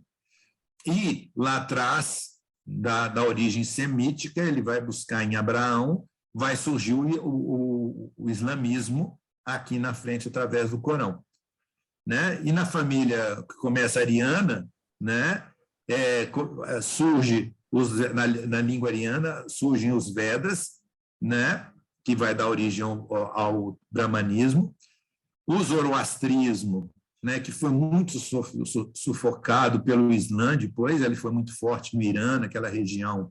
Depois ele vai ser sufocado de certa forma pelo Islã, principalmente no Irã, né? E o budismo, né, que é totalmente oriental, né, que tem as escrituras chamadas Tripitaka, né?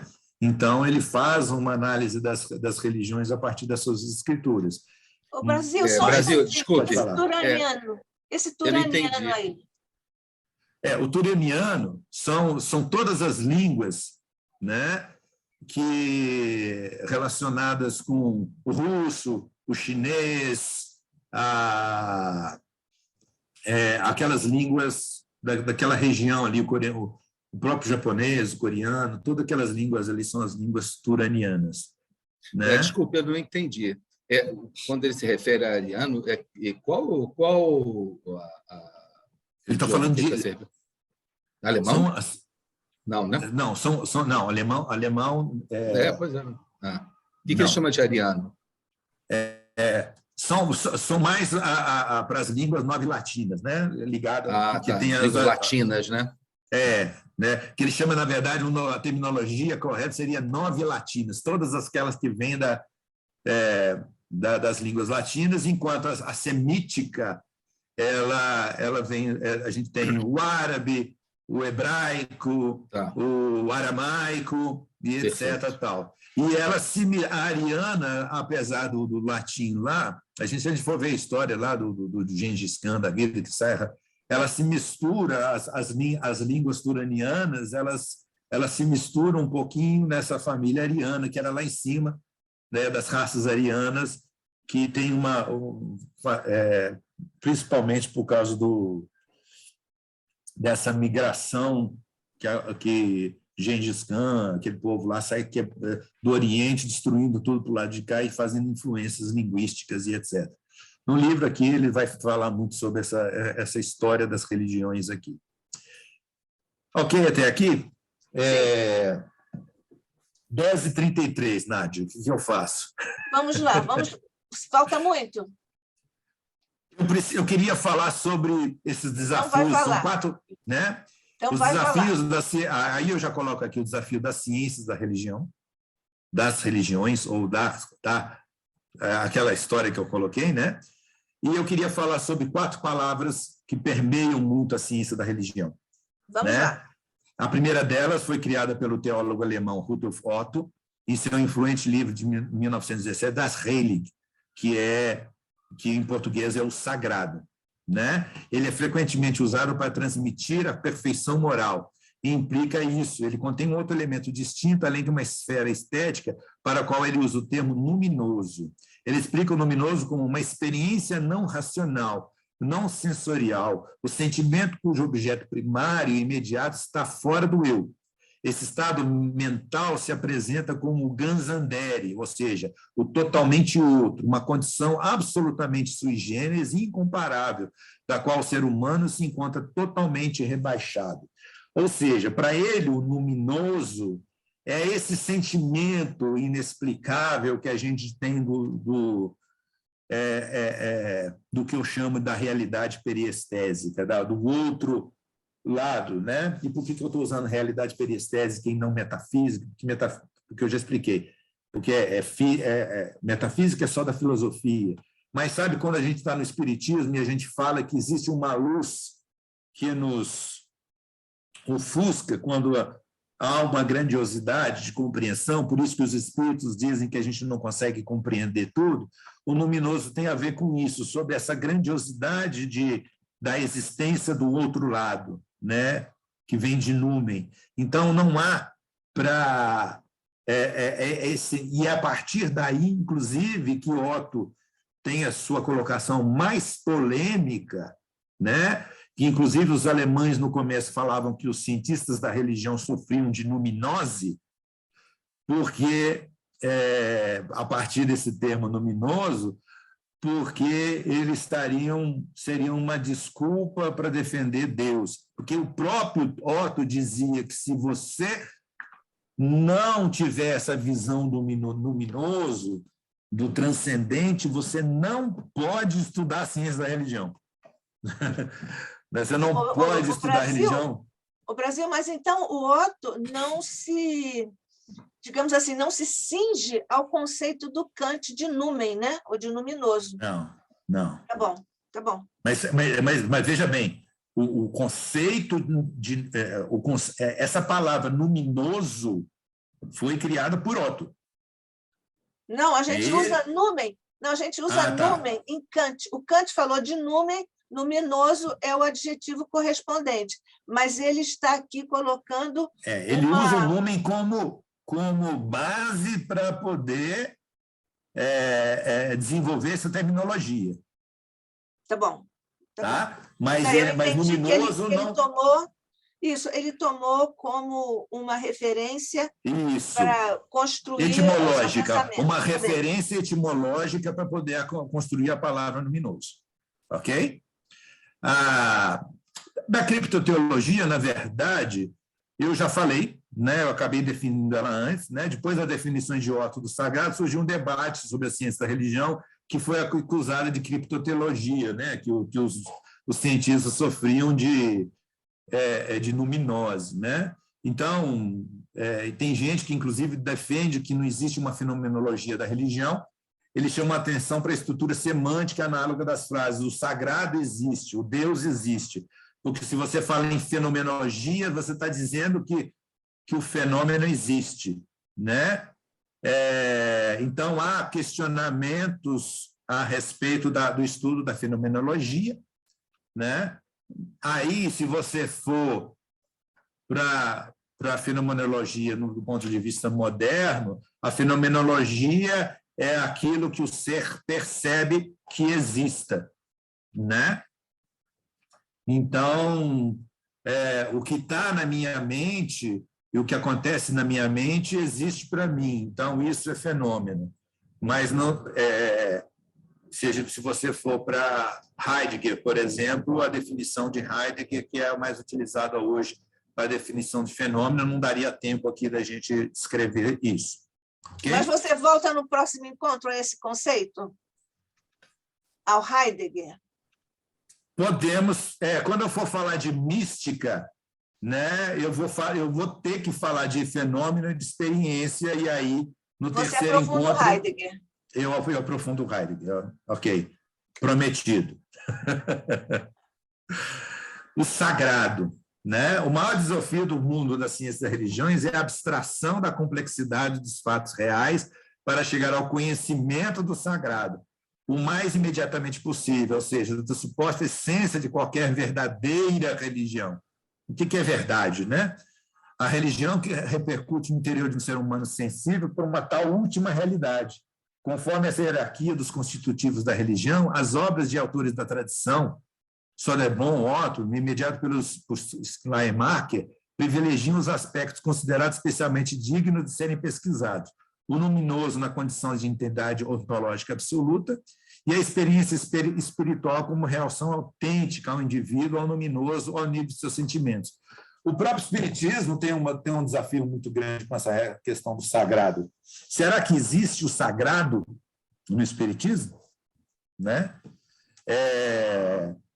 Eu acho que eu defendo, e no nosso próximo estudo a gente vai falar um pouco sobre isso, nós entendemos que o sagrado existe sim, mas não é um sagrado da graça, né, cristã, um sagrado que vem concedido por Deus, por misericórdia divina, concedido de forma da graça.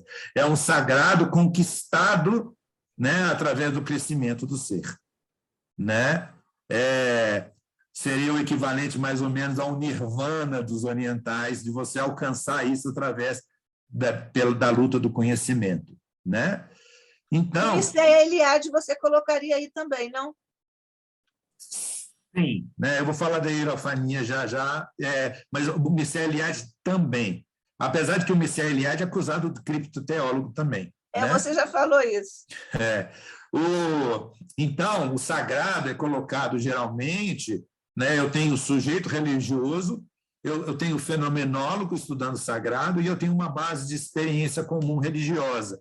Essa daí, né, que foi tratada, inclusive o nosso Frank Zarsi, né, cientista da religião da PUC São Paulo, vai abordar isso daqui, que Glasgow vai fazer essa definição, né, de que inicialmente o sagrado era estudado dessa forma, né? E isso tem sido um problema, né? Que isso seria uma forma de admitir a existência do sagrado e que isso seria de fato um problema. E ele afirma o seguinte, né? Essas asserções são problemáticas, mas uma vez que o fenomenólogo da religião não parte de uma definição nominal da religião, mas toma como certo que o estudioso e as virtuosas das religiões são inspirados pelo mesmo motivo, o encontro com o sagrado. Mas, necessariamente, para o Espiritismo, isso é muito claro, né? O encontro com o sagrado para o Espiritismo. Será que isso faz sentido? É diferente? Como é que é esse sagrado? Existe esse sagrado? Entendeu? Então, isso é questionado. Com isso, o fenomenólogo não apenas entra em competição de reconhecimento com o sujeito religioso, mas direciona a sua atenção por uma dimensão extra-empírica, que não é apenas testemunhada pelo indivíduo religioso histórico. Ou seja, o questionamento é feito nessa ordem, né? Então, há uma nova abordagem que a ciência da religião vai fazer, né? Que é a abordagem multidisciplinar da ciência da religião, né? Onde aqui, de DA a DG, né, seriam as diversas abordagens multidisciplinares, psicológica, sociológica, estética, etc., para fazer a abordagem de qualquer religião na sua totalidade empírica. Ou seja, eu vou lá e levanto a religião como ela é e vou fazer uma análise psicológica da religião, vou fazer uma abordagem sociológica da religião, né, estética, isso daqui de um ponto de vista sistêmico, né, porque é nesse caso que eu estou colocando qualquer religião, então eu posso estar falando de todas as religiões, ou ainda, né, empírica, né, que eu posso fazer. Se eu for fazer comparativa, eu estou fazendo sistêmica. né, ou análise de diversas religiões desse ponto de vista e fazendo comparações do ponto de vista da psicologia, da sociologia, da estética, da história, etc. Ou empiricamente, como eu faço no espiritismo, quando eu pego o espiritismo e tento explicar por exemplo, quando eu tento explicar a mística no espiritismo, eu vou pegar uma epistemologia da mística, entender a linguagem do espiritismo e entender se essa linguagem do espiritismo se encaixa com a mística, para dizer, por exemplo, podemos dizer que o Chico Xavier era místico, mas o que é mística? Quais são os conceitos que o Chico Xavier se utilizava sobre Deus? Né? Isso tem a ver com o luminoso do Otto, não tem a ver com o luminoso do Otto, e assim por diante, entendeu? Né? E por fim, né, outro ponto que é importante, que é relevante, né, que é o termo definido por Mircea Eliade, né? O homem toma conhecimento do sagrado porque esse se manifesta, se mostra como algo absolutamente diferente do profano. A fim de indicarmos o ato da manifestação do sagrado, propusemos o termo hierofania. Esse termo é cômodo, pois não implica nenhuma precisão suplementar. Exprime apenas o que está implicado no seu conteúdo etimológico, a saber que algo de sagrado se lhes revela. Poder-se-ia dizer que a história das religiões, desde as mais primitivas às mais elaboradas, é constituída por um número considerável de hierofanias, pelas manifestações das realidades sagradas. Então, no nosso mundo, nós vemos uma série de hierofanias. E é interessante, que inclusive na minha tese de doutorado eu falo sobre isso, né? Às vezes, a realidade outra se manifesta através das coisas, dos objetos, de uma pedra que é adorada, de um crucifixo que é adorado, de alguma coisa que é adorada, e de uma árvore, de um símbolo, né? Mas não necessariamente que, por exemplo, no Espiritismo, a gente não tem pendurado nas paredes das nossas casas espíritas uma mesa, né? Porque as mesas eram girantes, elas manifestavam do outro lado, mas isso não foi compreendido como uma hierofania, apesar de, ou seja, a manifestação do que eu chamo de realidade perestésica, ou no metafísico, ou de Deus, dos espíritos, ou seja lá o que for, né? Não torna necessariamente alguma coisa sagrada, mas essa pode ser, de fato, tida por sagrada através de uma manifestação e aí falando de espiritismo, de efeito físico, que vai fazer com que alguém passe a adorar aquele objeto como sendo a representação do sagrado, do desconhecido, né? Essa última parte final ficou meio corrida, mas a gente porque como é que eu resumo anos de estudo, né, em 1h30? É meio difícil, mas vou pedir para o Fabiano explicar a medicina. Eu também devo admitir que eu e Fabiano temos um freio em você no início. Não, Fabiano? Mas as perguntas foram pertinentes. Eu acho que as colocações que vocês fizeram, e aí eu estou aberto aqui agora para novas colocações, se vocês acharem pertinentes com relação a tempo, etc., aí administrativamente falando, né? Mas eu acho que a gente conseguiu atingir nosso objetivo de dar uma visão da ciência da religião e de como que nós vamos estudar o espiritismo a partir dessas premissas, desses pontos de vista, né? E eu vou dizer para vocês que eu nunca aprendi tanto de espiritismo quanto agora. Né? Porque a gente começa, quando a gente começa a ver de fora para dentro. Verdade. O Fabiano está de mão levantada. Vamos lá, Fabiano. Olha, primeiramente, agradecer ao estudo, à palestra. Muito obrigado pela atenção. No Rio de Janeiro, pelo menos, os artigos que saem da Universidade Federal do Rio de Janeiro sobre de pesquisadores da história, né? Tem um instituto de história muito forte aqui na UFRJ. E não só de ciências da religião, ciência das religiões, mas também Eu esqueci o nome do Instituto de História, da UFRJ. Instituto de Filosofia e Ciências Sociais. Exatamente. Eles defendem muito a ideia, não só de artigos, mas também de dissertações, mestrado, tese de doutorado, de que o espiritismo é uma religião brasileira, de que existe, ou melhor dizendo, eles veem o espiritismo no mundo como um processo muito limitado, porque a maioria dos espíritas espalhados pelo mundo são brasileiros, né? Então, eles definem o espiritismo como uma ciência, como uma religião brasileira. Existem vários artigos sobre isso, e várias explicações para tal, etc. Em Minas Gerais, o espiritismo à brasileira. Pois é, já virou até livro, né? Mas antes dele virar livro, ele vinha vindo em forma de artigos, etc. Então, esse é um tema, não sei se é possível conversar sobre ele hoje, né? Mas hoje não vai dar tempo. Pessoal. Pode ficar. Não, mas eu respondo isso rapidamente. Isso eu consigo responder rapidamente, porque, inclusive, eu estou no capítulo da minha tese onde eu estou falando sobre isso. E eu vou dizer que, na verdade, eu sou contra essa história de um espiritismo brasileiro, né? Eu falo de um espiritismo, na verdade, eu acho que existe um espiritismo contemporâneo, né?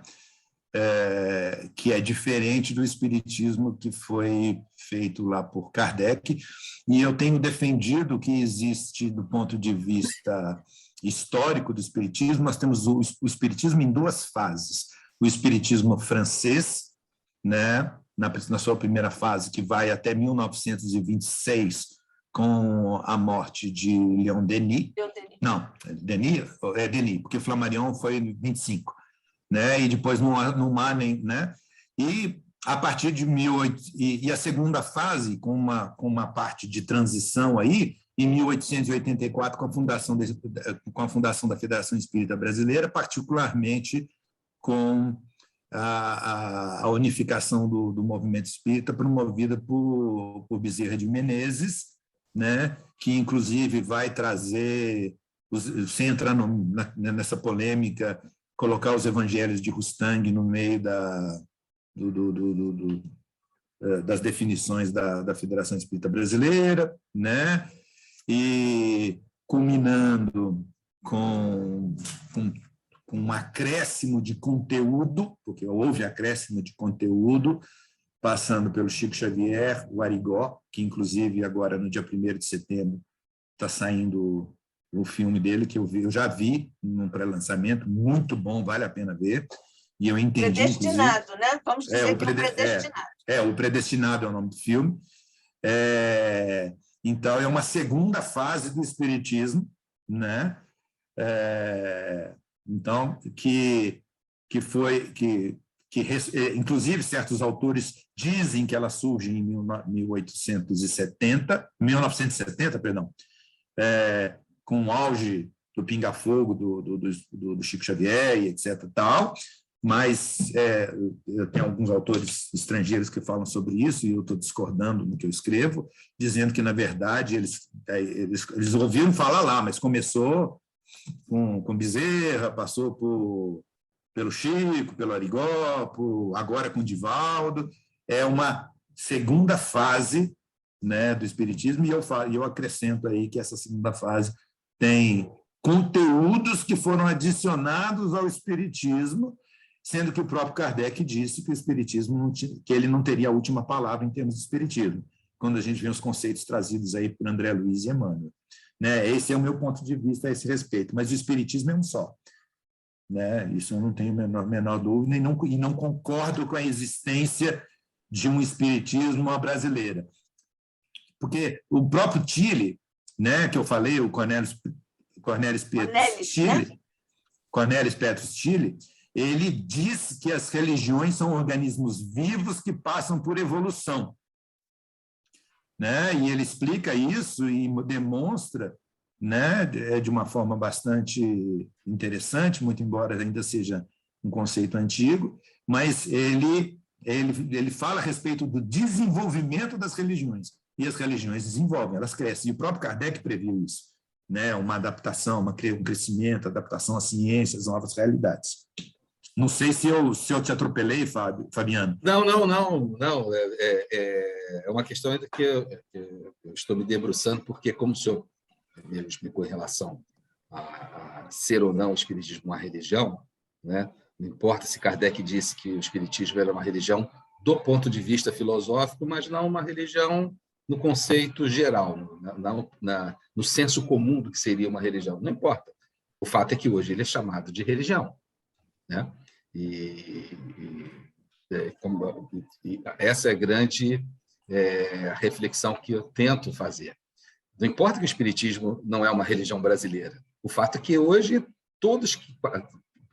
a maioria dos que analisam o espiritismo analisam como sendo uma religião brasileira, né? Então, existe o fato, né? E a definição correta, né? Então, um trabalho árduo definir. Né? O Leo Goy, inclusive, vai falar de transnacionalização do espiritismo como se o espiritismo fosse só brasileiro, né?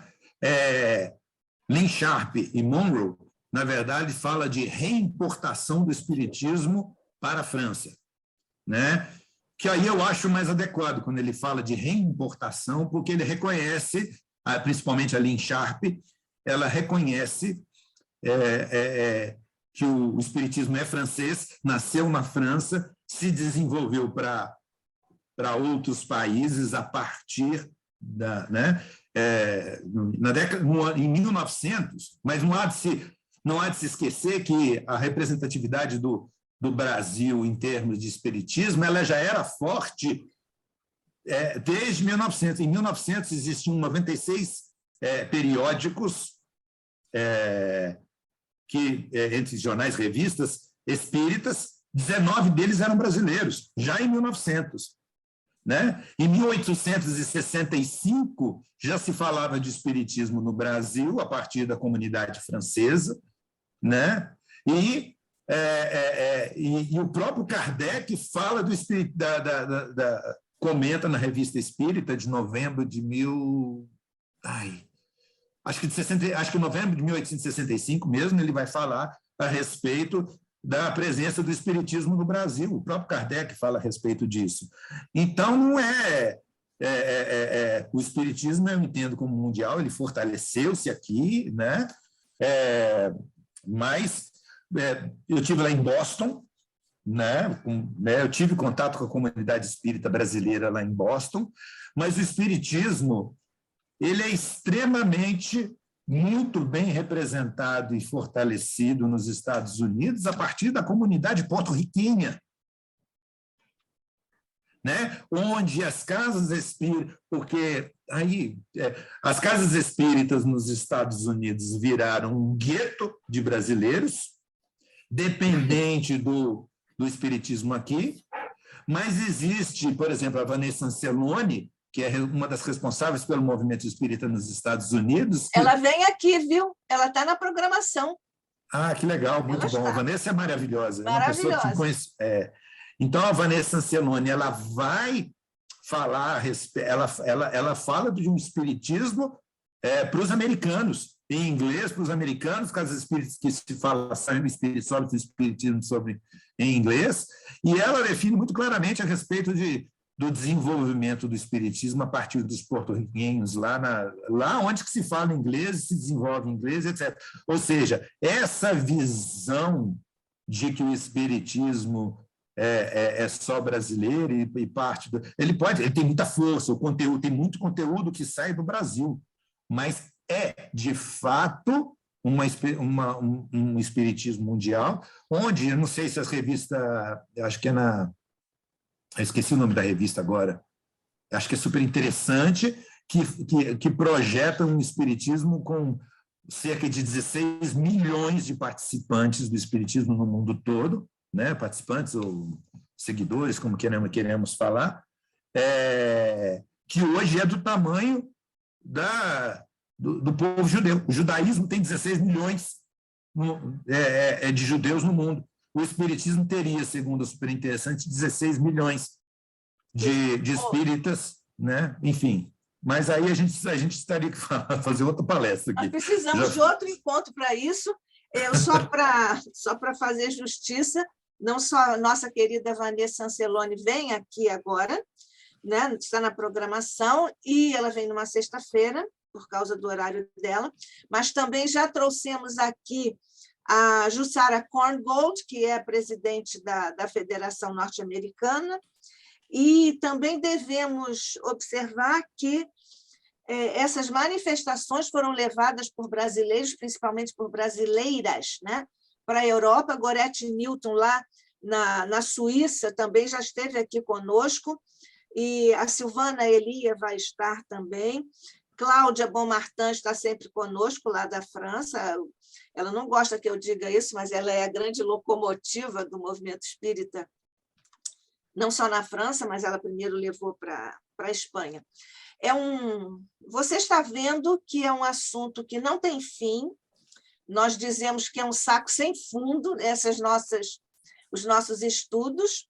Lamentavelmente, nós estamos assim mais do que sobre o tempo, mas no próximo mês nós voltamos aqui com você, Brasil Fernandes Barros, a quem nós agradecemos muitíssimo ter nos trazido esses seus estudos importantes que nos abriram ainda mais as nossas mentes, também os nossos corações, para essas questões do estudo do Espiritismo à luz da ciência da religião e de todos os seus instrumentos. Nós estamos, portanto, falando aqui basicamente do Espíritas Amai-vos, do Espíritas Instruí-vos. No Brasil, nós poderíamos dizer que o Espiritismo assumiu, até por razões sócio-históricas, de uma praxis, né, que nós fomos, entre aspas, obrigados a formular e viver por essas circunstâncias que não existem no primeiro mundo. Então, nós tivemos, talvez seja essa uma reflexão, fica para depois, porque nós fizemos mais o espiritismo, mais na linha digamos assim, da caridade, atendendo a necessidades prementes das pessoas, que não é uma necessidade no primeiro mundo, e lá ficou muito mais na questão dos espíritas instruí-vos. Nós percebemos também a dificuldade que nós temos para nós, eu digo, os brasileiros ou as brasileiras lá na Europa, né? Particularmente na Suíça. A Gorete tem feito um trabalho lindo, já com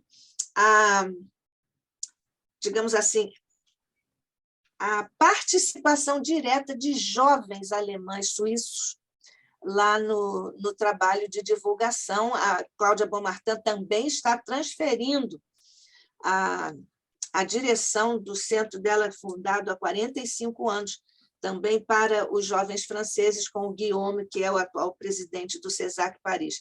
Isso é uma questão que nós vamos distribuindo assim nas nossas elucubrações, nos nossos comentários aqui, nos próximos encontros. Nós agradecemos o de hoje e, antecipadamente, já agradecemos sua presença em mais 3 oportunidades, e depois nós podemos desdobrar isso ano que vem. Então, agradecendo muitíssimo o Brasil, a sua participação, a abertura de horizontes para esse campo novo e para as reflexões dessa relação com o que nós estudamos mais diretamente, que é o Espiritismo. Muito obrigada. O ICEB agradece muito a você essa participação brilhante aqui conosco. Muito obrigada. Eu que agradeço.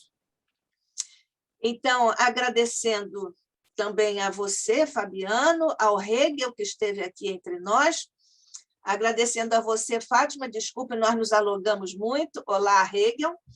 Então, vamos agradecer principalmente ao teu coração, mestre querido, que nos tem assistido ao longo dos séculos e milênios, mas muito particularmente pela assistência, pela vibração, pela presença amorosa aqui junto de nós no estudo que tivemos hoje no ICEB, com o nosso querido irmão, amigo Brasil Fernandes Barros.